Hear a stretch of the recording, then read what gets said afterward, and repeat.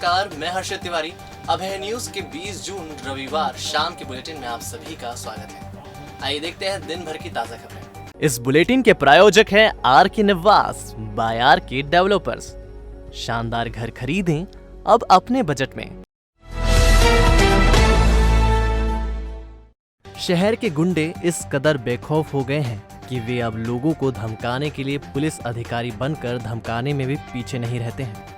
पिछले दिनों प्रगति नगर में हुए मामूली विवाद के बाद संजोग निगम नामक असामाजिक तत्व के बिगड़ेल बेटे तनिष्क निगम द्वारा गैराज संचालक पर 1.5 लाख रुपए की अड़ी रखने का मामला सामने आया है। दरअसल तनिष्क निगम पिछले कई दिनों से मुजफ्फर शेख उर्फ मोनू को मोबाइल पर लगातार धमकियां दे रहा है। कभी वह उसके बीवी बच्चों को उठा ले जाने की बात करता है तो कभी विधायक मोहन यादव पर गोली चलाने का दावा कर धमकाता है। अब ताज़ा मामला उससे भी आगे का है। अब जो नया ऑडियो सामने आया है जिसमें तनिष्क निगम नाम का ये सड़क छाप गुंडा बीएसपी सुप्रीमो मायावती व पूर्व मुख्यमंत्री कमलनाथ के साथ संबंधों का हवाला देते हुए मोनू पर रुपए देने के लिए दबाव बना रहा है। आइए सुनते हैं इस बकलोल गुंडे की फेंकीबाजी। थाने की तीर में आ जाओगे बताओ। थाना का मर्डर खत्म करो यार। या ना, अरे खत्म कैसे करेंगे बॉस? मर्डर हो गया है। मर्डर में कभी खत्म होता है क्या मामला? है अरे या तो तुम नाना खड़ा थाने आ जाओ, थाने बैठ के बात कर लेते। हम तो थाने के बाहर ही खड़े हैं, धरना वरना सब दे दिया यहाँ पे। तो उनके पिताजी ने मायावती को फोन लगा दिया, मायावती ने टीआई फाड़ दी फोन लगा के। अब वो तो ठीक है, अपने पड़ोसी थे और मेरे रिश्तेदार भी लगते थे। छोड़ो यार, तुम कितनी देर मारे हुए बताओ भाई, ऐसा मत कर यार। भैया ऐसा नहीं, मेरी बात सुनो। या तो मैं आता हूँ या तो तुम आ जाओ। मैं आऊँ क्या? मेरी बात सुनो, मेरे को तो घर बार सब मालूम है। अब तुम बताओ, मैं आऊँ कि तुम आ रहे हो? 302 नहीं तो 307 तो लगनी है बॉस, और लगी गई है तुम्हारे पे। 7 साल तो अपने को भरने ही है अंदर, मेरे को भी तुम्हारे साथ ही भरना है। हेलो हाँ, तो बताओ मोनू भाई, तुम आ रहे हो मैं आऊँ? मैं आता हूँ। थाने आ रहे हो? खाने के लिए मैं ओके बुला लो यार। है? अरे ओके बुला लो। क्या? हेलो, हाँ बोलो बोलो। और कहाँ आए थे ना? आ जाओ। कहाँ पर? थाने। कहाँ घर पर जाऊँ? नहीं, मेरे घर पे तो भैया माहौल इतना खराब है कि मेरे घर पे तो वहाँ पे 2 पुलिस वाले खड़े हुए हैं। वहाँ पे अगर तुमको पकड़ लिया तो ज्यादा परेशानी हो जाएगी तुमको। इससे अच्छा थाने आ जाओ, मैं पेश करवा देता हूँ। अभी हाल पेश हो जाओ। पेश हो जाओगे तो हो सकता है जमानत जल्दी हो जाए। बताओ तो सही। और वो छोटा मोटा आदमी भी नहीं, वो उस मायावती जो है ना, उनके पिताजी जो है ना, उनकी गर्लफ्रेंड है वो। हाँ, मायावती के साथ में भी उठना बैठना है। कमलनाथ उनके घर पे आता है। कमलनाथ चुनाव जीता था जब, सबसे पहले इनके घर ही आया था। अच्छा। हाँ, मतलब थाना और पॉलिटिक्स तो सब साथ में लेके चलते हैं, और अपने परिवार के, मतलब उनके पिताजी मेरे पापा के मामा लगते हैं। अच्छा, हाँ, और उनका जो छोटा वाला भैया है वो सोनू नेता, तुमने नाम सुना होगा सोनू नेता का? मैंने सुना है। सोनू नेता भैया हिस्ट्री शीटर है यार। कितने 78 अपराध है, 78 इनकाउंटर नेता था, बीच में बच गया वो तो बाहर रह रहा है गुजरात। तो आपने सुनी इस गुंडे की बत्तीबाजी, कैसे जिदारी से वह टीआई को लेकर अब शब्दों का इस्तेमाल कर रहा है। अब आइए इसकी एक और रिकॉर्डिंग सुने जिसमें वह अपने साथी को एसआई सलीम खान बनाकर मोनू को धमका रहा है। हेलो मोनू भैया, ये मोनू लाइन पे बात करो। हाँ मोनू। हाँ, मोनू कहाँ बेटा? कौन बोल रहा है? सब इंस्पेक्टर सलीम खान बात कर रहा हूँ। कहाँ पर हो तुम? मैं इंदौर। कहाँ पर हो इस वक्त? मैदान था हॉस्पिटल। मेदांता हॉस्पिटल। हाँ देखो मोनू, क्या है कि छुपने से कोई फायदा नहीं है। हाँ। आगे केस कर लो, बात खत्म हो जाएगी। तो भाई साहब, क्या कर रहे हो मेदांता हॉस्पिटल में? तो हूँ भाई साहब, बताओ ना यार। नहीं, क्या कर रहे हो तुम मेदांता हॉस्पिटल में? क्या कर रहे हो? मैं पापा को लेकर आया था हॉस्पिटल। हॉस्पिटल में कहाँ पर हो अभी? हॉस्पिटल के अंदर ही। और कहाँ पर? हाँ, हॉस्पिटल के अंदर ही हो भैया। हॉस्पिटल में कौन से फ्लोर पे हो? नीचे ग्राउंड फ्लोर पे ही। ग्राउंड फ्लोर पे हो। 5 मिनट में एक जवान आ रहा तुम्हारे पास में, उससे मिल के बात करो। हाँ, तो क्या बात करूँ मिलकर जवान से? मैं बात कर लो बेटा, बीच की बात है, बात कर लोगे तो अच्छा रहेगा। आप कहाँ से बात कर रहे हैं वैसे? मैं उज्जैन से बात कर रहा हूँ, लेकिन इंदौर में एक जवान है मेरा, वो आ जाएगा 5 मिनट में आ जाएगा उज्जैन तुम्हारे में ऊपर। कौन से थाने से बात कर रहे हैं आप? बेटा तो ये है कि जानता नहीं है क्या सारी चीजें। तो भाई साहब बताना रुक जा पड़ेगा। 5 मिनट वहीं रुक जा, मेदांता में रुक जा 5 मिनट में, तेरे पास जवान आ रहा है, उससे मिलके बात कर ले। तो भाई साहब क्या बात करूँ, आप कौन से थाने से बात कर रहे हैं तो बताओ मेरे को। अरे तू बात तो कर लेना, उससे बात कर लेगा, तेरे को सब समझ में आ जाएगी, बीच का निकल पता चल जाएगा। ठीक है भाई साहब, पहुँचा दो। भैया निकाल नहीं करना है, हाँ निकाल नहीं सर, निकाल 2 मिनट फोन काटो, मैं पहुँचा रहा हूँ। हाँ पहुँचा दो। तो आपने सुना कि ये सड़क छाप गुंडे किसी को भी पुलिस अधिकारी बनकर किस तरीके से भयभीत करते हैं। अब आपको एक और ऑडियो सुनवाते हैं जिसमें तनिष्क खुद को सब इंस्पेक्टर अवस्थी बताकर मुजफ्फर को धमकी दे रहा है। कहाँ पे खड़ा है अभी तू? अरे तो भैया बोल कौन रहा है तो बता दो मेरे को। क्या परिचय दूंगा तो उसके बाद तू फोन उठाएगा नहीं है? या फोन बंद कर लेगा। मेरा परिचय दूंगा, उसके बाद तू फोन उठाएगा नहीं, बंद कर लेगा। तो भैया बताओगे तो ये तो बताऊंगा कौन कौन का बोल रहा है, परिचय दोगे तो उसमें क्या है? मैं ऐसा ही अवस्थी बात कर रहा हूँ, हैं? ऐसा ही अवस्थी बात कर रहा हूँ। तो अभी कहाँ पर है? कहाँ से बात कर रहे हो? अब मैं कहीं से ही बात कर रहा हूँ, मैं तो मुंह से बात कर रहा हूँ। तू आएगा या मैं हूँ? हैं? तू आएगा या मैं हूँ? तो ऐसा अवस्थी बात कर रहे हो तो कहाँ से, कौन थाने से बात कर रहे हो? अरे बेटा तो कैसे बात कर रहा हूँ, है ना? अरे? अब वो जो भी है मेरी बात सुन, क्या जो भी है मेरे को क्लियर तू मुंह से बताएगा कि हाथ से बताएगा? काय का क्या बताएगा?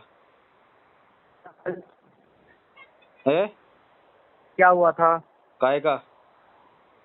अब तेरे को पता है यार, मेरे से यार तेरे को पता है, वरना मैं पता लगाने पे आऊंगा तो मैं तो पता लगा ही लूंगा, पर मेरा लगाने का तरीका अलग रहेगा। अब तो क्या तरीका लग रहेगा ये तो बता भैया मेरे को। क्या? अब वो तो फिर मैं तेरे को मिलके बताऊंगा कि क्या कर सकता हूँ मैं, क्या नहीं कर सकता हूँ। तो क्या कर लेगा ये तो बता मेरे को, क्या बोलने का चाह रही है तू? हाँ, मैं बोलना ही चाह रही हूँ बेटा, मेरी बात सुन, क्या तू बच्चा है ना?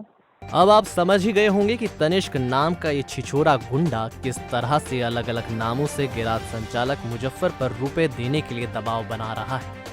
उसकी गुंडागर्दी से डरा सहमा मुजफ्फर व उसका परिवार इस आस में है कि कब पुलिस इस बड़बोले गुंडे और उसके साथियों से निजात दिला पाती है। वैसे आपको बताते चलें कि इस मामले में मुजफ्फर की तरफ से उज्जैन एसपी के समक्ष आवेदन दिया जा चुका है। अब देखना यह है कि शराफत की जिंदगी जीने वाला, जिंदगी में जहर घोलने वाले इस तनिष्क नाम के गुंडे का पुलिस कब जुलूस निकालती है। सुपरस्टार अमिताभ बच्चन की फिल्म शहंशाह में एक प्रसिद्ध गीत फिल्माया गया था। गीत के बोल थे, अंधेरी रातों में सुनसान राहों पर हर जुल्म मिटाने को एक मसीहा निकलता है जिसे लोग शहंशाह कहते हैं। कुछ ऐसा ही नजारा पिछले 15 दिनों से मोहन नगर के रहवासी देख रहे हैं। दरअसल मोहन नगर के मुख्य मार्ग से रोजाना रात करीब 12 बजे काला कपड़ा, काला कुर्ता, रुद्राक्ष की माला पहने 2 युवा बाबा तेज तेज कदमों से निकलते हैं। इनके साथ 2 महिलाएं भी होती हैं। महिलाओं की वेशभूषा दिन अनुसार बदलती रहती है। वह कभी लाल कपड़ों और कभी काले कपड़े में होती है। ये चारों मोहन नगर से निकलकर कानीपुरा तक जाते हैं। शुरुआत में तो क्षेत्रीय लोग इसे सामान्य घटना मानते रहे, लेकिन जब रोजाना इनके निकलने का क्रम शुरू हुआ तो लोगों की दिलचस्पी भी जागी। इसके चलते कुछ लोगों ने इनका पीछा भी किया, लेकिन कानीपुरा के बाद ये नजर नहीं आए। खाली हाथ लौटे लोगों के बीच ये लोग अभी तक रहस्य बने हुए हैं और उनके मन में कई सवाल उठ रहे हैं कि आखिर ये कौन लोग हैं जो रात के अंधेरे में काले कपड़े पहनकर रोजाना निकल रहे हैं। यह कानीपुरा तक जाकर कहां गायब हो जा रहे हैं। आलम यह है कि मोहन नगर, बजरंग नगर, इंदिरा नगर, राजेंद्र नगर आदि क्षेत्रों में इन काले कपड़े वालों को लेकर कई तरह की जिज्ञासाएं एवं चर्चाओं का दौर जारी है। स्थिति तो यह भी है कि लोग रात को 11 बजे से ही इन लोगों को देखने के लिए जमा हो जाते हैं। इनमें महिलाओं और बच्चों की खासी तादाद रहती है। कई बार तो बच्चे इन काला लबादाधारियों को देखकर छुप भी जाते हैं। यह अभी तक रहस्य बना हुआ है कि आधी रात को तेज कदमों से निकलने वाले ये लोग कौन हैं। सड़क हादसे के पर्याय बन चुके कानीपुरा रोड ने रविवार को 2 किशोरों की जान ले ली। अंधाधुंध स्पीड से दौड़ रहे डंपर ने दोनों की बाइक के परखच्चे उड़ा दिए। 20 फीट से ज्यादा दूरी पर फेंकाए दोनों किशोरों ने मौके पर ही दम तोड़ दिया। पुलिस ने डंपर चालक को हिरासत में ले लिया है। दरअसल पटेल नगर का रहने वाला 16 साल का तपस पिता पुरुषोत्तम सोलंकी बुधवारिया में रहने वाले दोस्त पवन गहलोत के साथ उंडासा स्थित सती माता मंदिर से दर्शन कर लौट रहे थे। दोनों बाइक पर सवार थे। कानीपुरा रोड पर सामने से रेत लेकर आ रहे डंपर क्रमांक MP 13 GA 3493 ने बाइक को सीधे टक्कर मार दी। टक्कर से बाइक पूरी तरह बिखर गई और चालक एवं क्लीनर डंपर छोड़कर भाग निकले। पवन और तपस बुरी तरह घायल थे। उन्हें उपचार के लिए जिला अस्पताल लाया गया, लेकिन तब तक मौत हो चुकी थी। घटना की जानकारी जब दोनों के समाजजनों को लगी तो अस्पताल में भारी भीड़ एकत्र हो गई। शाम ही पोस्टमार्टम कर शव परिजनों को सौंप दिए गए। डॉक्टर दीपक शर्मा ने बताया कि एक बच्चे का सिर पूरी तरह कुचल गया। इसी तरह दूसरे बच्चे के पेट में भारी चोट आई है। बच्चे अपने उंडासा तालाब पर जो वहाँ से आ रहे थे, उसी दौरान पर कोई लापरवाही ट्रक द्वारा चालक जो है तेज गति से चलाकर वो उन पे फेर के डंपर फेर के निकल गया। लेकिन मेरा शासन प्रशासन से भी कहना है कि डंपर आए दिन डंपरों से ऐसी दुर्घटना होती है, लेकिन ये दुर्घटना रोकने के लिए प्रशासन को और जिलाधीश महोदय को भी इस मामले में ध्यान देना चाहिए। 2 जवान बच्चे 17-18 साल की उम्र के आसपास के उंडासा रोड पे डंपर से एक्सीडेंट होना बता रहे हैं इनका, और ऑन द स्पॉट ही जो है इनकी डेथ हो गई थी। और काफ़ी गंभीर एक्सीडेंट हुआ है। सिर में एक के बहुत भयानक कुचला गया है सिर एक का, और एक की पेट में गंभीर चोट आई, तो जिसके कारण दोनों की मौके पर ही मौत हो गई। आंजना समाज के मनीष आंजना से 66 लाख रुपए की धोखाधड़ी करने वाले आनंद भटोल के खिलाफ नानाखेड़ा पुलिस ने रविवार को प्रकरण दर्ज कर लिया। आनंद की पत्नी कविता, भाई अभिभाषक धर्मेंद्र और पिता मांगीलाल भटोल को भी पुलिस ने आरोपी बनाया है। मनीष ने दिए रुपयों में से 16 लाख रुपए मांगीलाल के खाते में ट्रांसफर किए थे। ये बैंक ट्रांसफर ही प्रकरण दर्ज करने का आधार बना। गौरतलब है कि आनंद ने मनीष को 1 लाख रुपए देने पर हर सप्ताह 20,000 रुपए देने का वादा किया था। आनंद ने मनीष को बताया था कि वह क्रेडिट पर रुपए देने का काम करता है। हर दिन 1 करोड़ रुपए का ट्रांजैक्शन करने पर उसे 3 लाख रुपए रोज का मुनाफा होता है। इसी झांसे में मनीष आ गया था। उसने खुद और अपने मित्र अमन आंजना के 65 लाख रुपए आनंद को थमा दिए थे। रुपए लेने के बाद कुछ दिनों तक तो आनंद ने मनीष को हर सप्ताह भुगतान किया, लेकिन 4 महीने से उसने रुपए देना बिल्कुल बंद कर दिया था।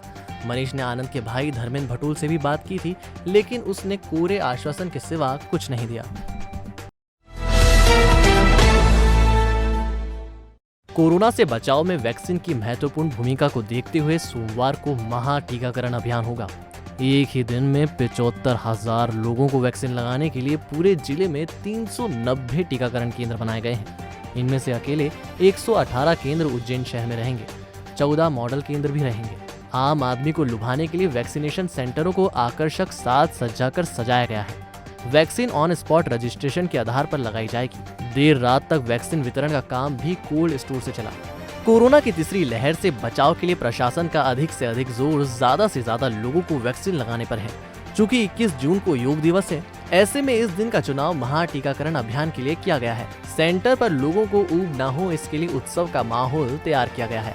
वेदनगर स्थित आनंद भवन में सोफे, कालीन एवं फर्नीचर की व्यवस्था की गई है।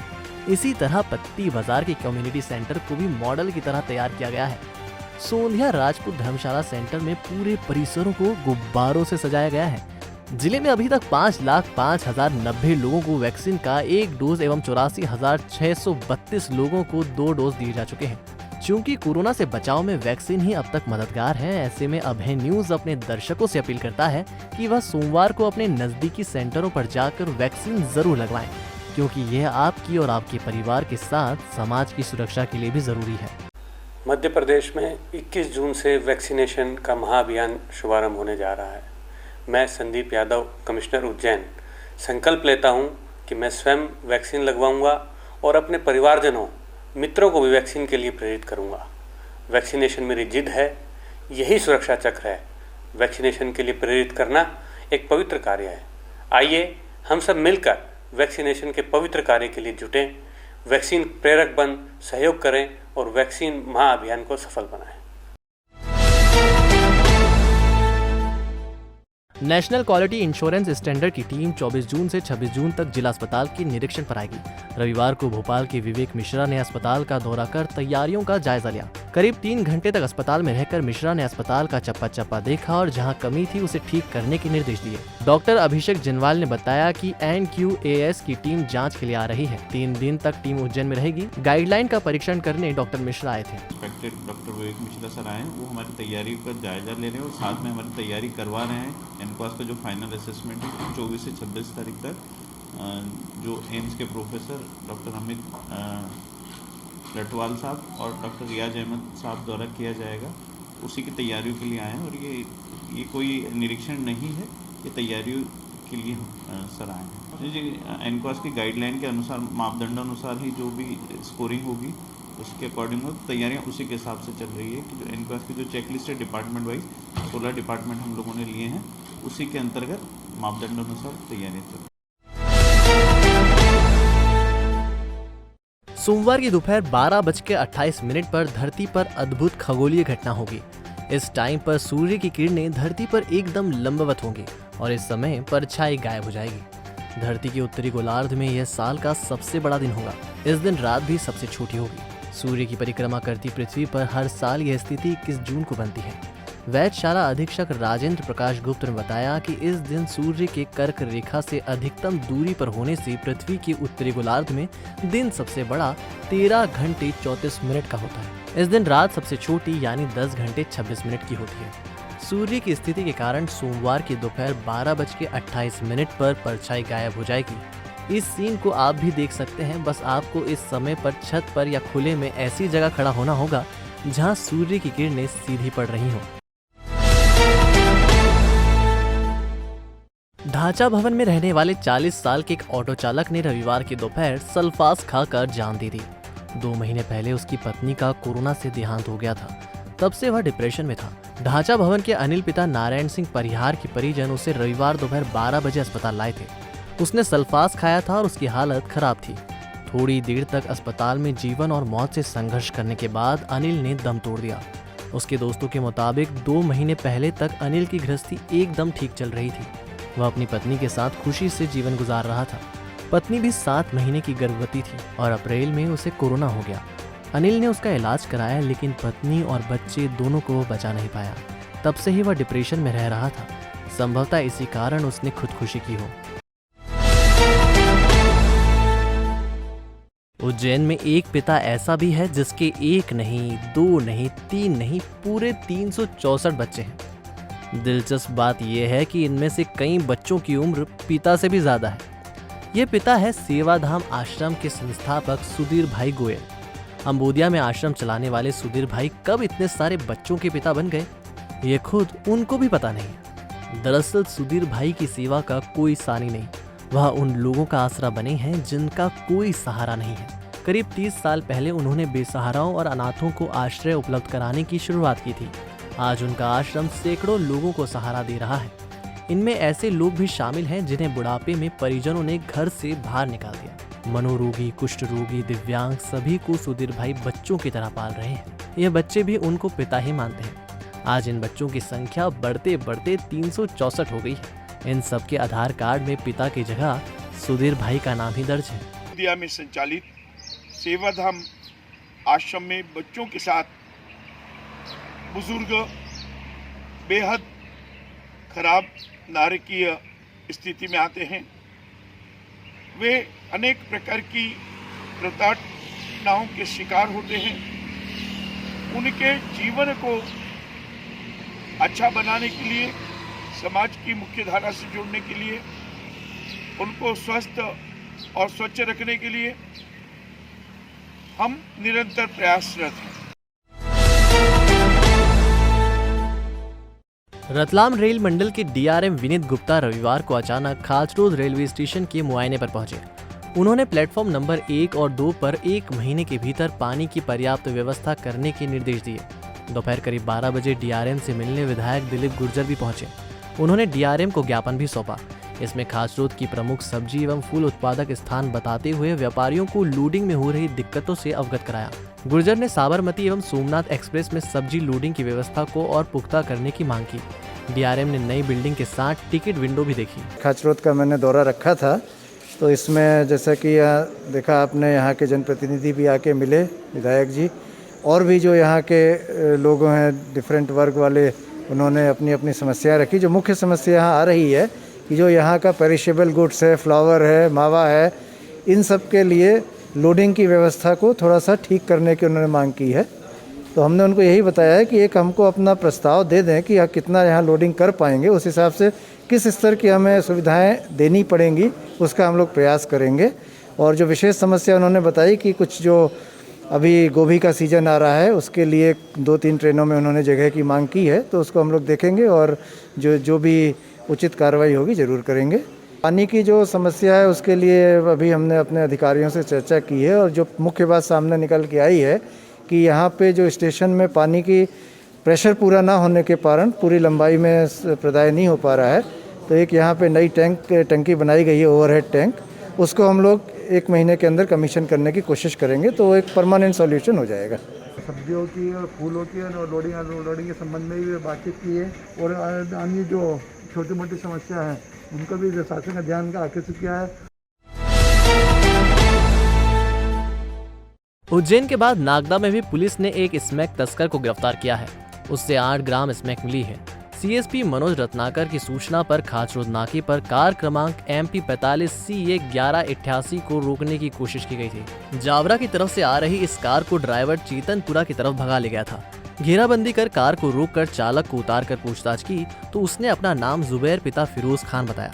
कार की तलाशी लेने पर ड्राइवर सीट के नीचे रखी 8 ग्राम स्मैक बरामद की गई। जुबैर ने पुलिस को बताया कि जावरा से स्मैक नागदा लाकर छोटी छोटी पुड़िया बनाकर नागदा में बेची जाती है। नागदा तक स्मैक की सप्लाई नहर खान करता है। जुबैर ने नागदा के गोलू उर्फ शहनवाज लाला का नाम भी पुड़िया बेचने में लिया। जुबैर के मुताबिक एक पुड़िया 200 रुपए की बिकती है। गाड़ी को जो व्यक्ति बैठा था उसका नाम जुबैर था, पिता फिरोज खान निवासी चेतनपुरा था। और फिर गाड़ी को बारीकी से सर्च किया, मौके की लिखा पढ़ी के उपरांत उसमें करीब 8 ग्राम स्मैक प्राप्त हुई, जिसमें आरोपी के विरुद्ध 8/21 NDPS एक्ट का अपराध पंजीबद्ध किया गया और उससे और पूछताछ की गई। पूछताछ के दौरान पता चला कि एक व्यक्ति और है, शहनवाज और गोलू पिता सत्तार खान, ये भी रहने वाला चेतनपुरा ही का है जी। और एक अन्य व्यक्ति नागदा का और है जो वहाँ से अपना जावरा तरफ से स्मैक बुलवा के यहाँ पुड़िया बना के बेचते हैं। तो जुबैर के विरुद्ध अपराध पंजीबद्ध करें। वो जुबैर के आधार पे 2 लोग और भी हैं, 2-3 लोग हैं। तीसरा व्यक्ति कौन है? जावरा का है, जो व्यक्ति वहाँ से स्मैक इनको देता है, लोग खरीद के लाते हैं, हम्मालपुरा का रहने वाला है। उस व्यक्ति की तलाश हेतु टीम रवाना कर दी गई है और यहाँ भी धरपकड़ की जा रही है। योग दिवस पर सोमवार को 176 केंद्रों पर टीकाकरण किया जाएगा। महाटीका अभियान को सफल बनाने के लिए सेंटरों को दुल्हन की तरह सजाया गया है। अभियान में 18+ वालों को मुफ्त और बगैर रजिस्ट्रेशन के वैक्सीन लगाई जाएगी। वैक्सीनेशन के लिए आने वालों का पंजीयन आधार कार्ड की मदद से ऑन स्पॉट किया जाएगा। बुकिंग के साथ ही लोगों को टोकन दिए जाएंगे ताकि उन्हें ज्यादा इंतजार नहीं करना पड़े। वैक्सीनेशन के लिए सेंटरों को दुल्हन की तरह सजाया गया है। सेंटर पर तोरण बांधे गए हैं, रंगोली सजाई गई है। विधायक गायत्री राजे पवार ने लोगों से ज्यादा संख्या में आकर टीके लगवाने की अपील की है। कल टीकाकरण का महाअभियान है, उसके अंतर्गत ये तैयारी चल रही है। मेरे पास में फ़ोन आया था श्री दिव्या निगम का, हमारे जो प्राचार्य महोदय हैं, उन्होंने कहा था कि अपने पास में जो भी कोई सामग्री हो तो कल की तैयारी के लिए उसमें डेकोरेट के लिए तैयार करना।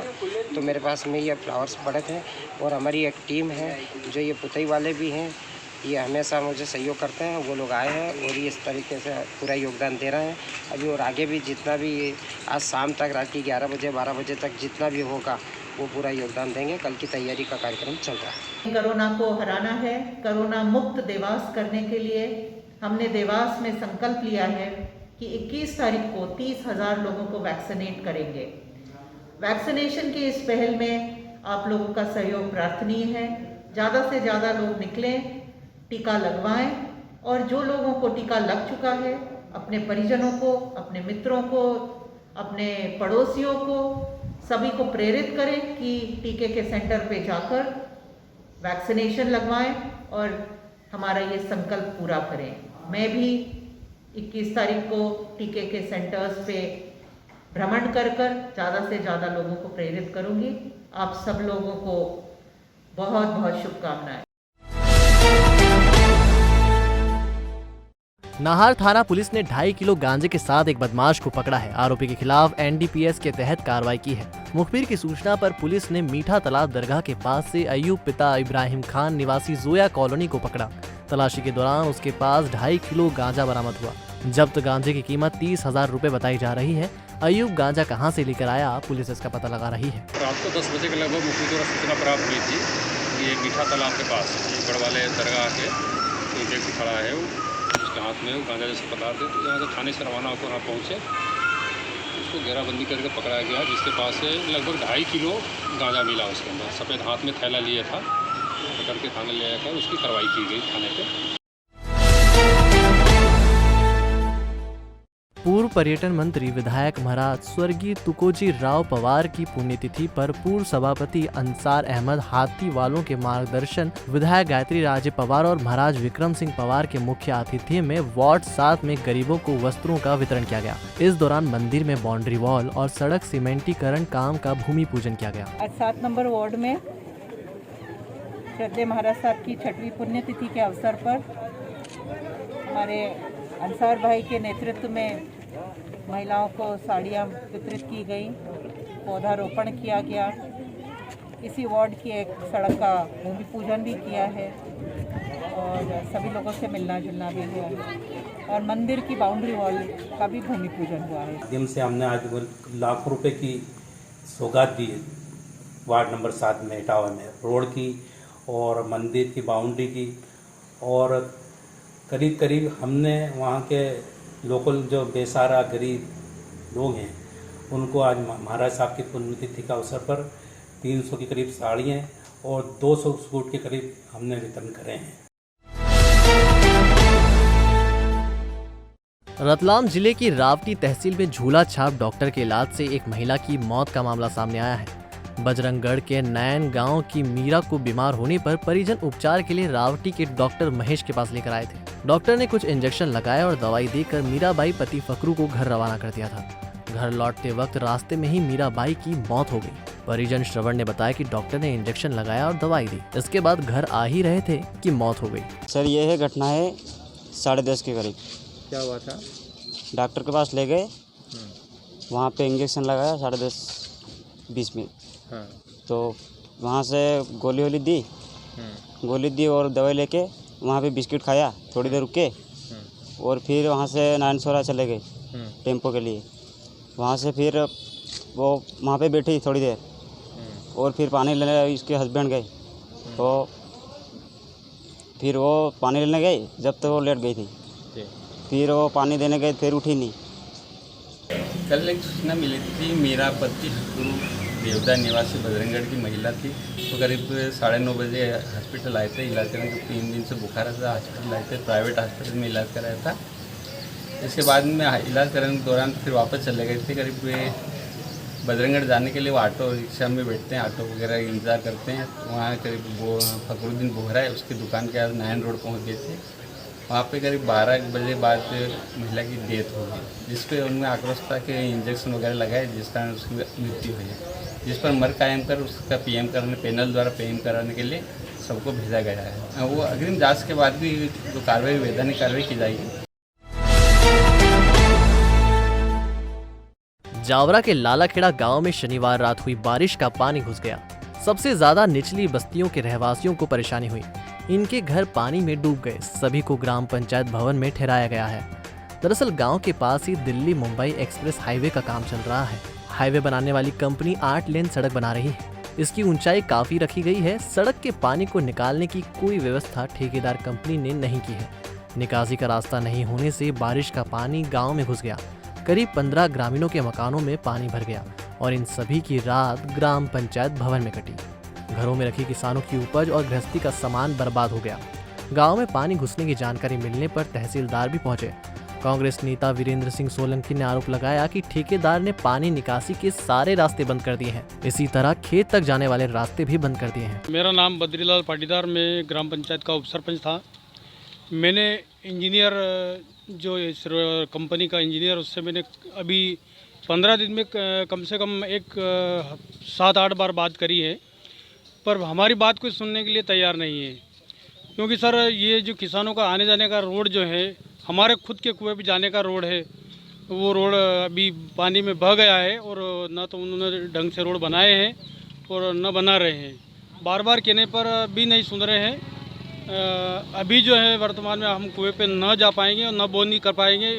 सभी किसान दुखी हैं और हमारी तत्काल अधिकारी से निवेदन है कि तत्काल सुनवाई करें।